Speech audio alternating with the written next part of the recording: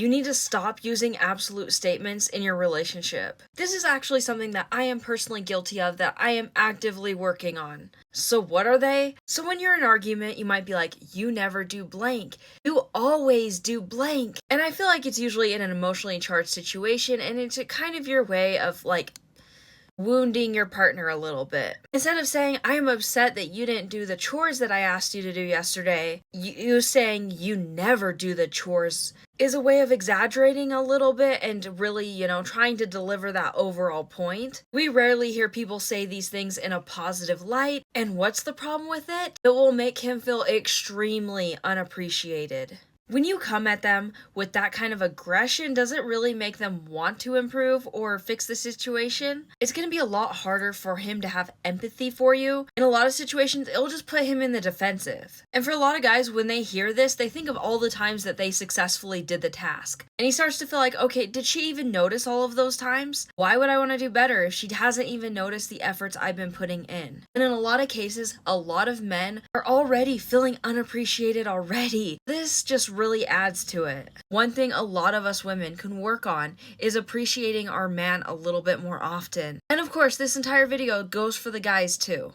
I feel like us ladies were a little bit more used to using absolute statements because it's an exaggeration. We tend to be a little bit more dramatic with our wording. And if we're talking to our girlfriends, it's inferred that it's an exaggeration. But a lot of men don't see it this way. And a small adjustment in how you talk to him can make a massive difference in how the overall argument's gonna go.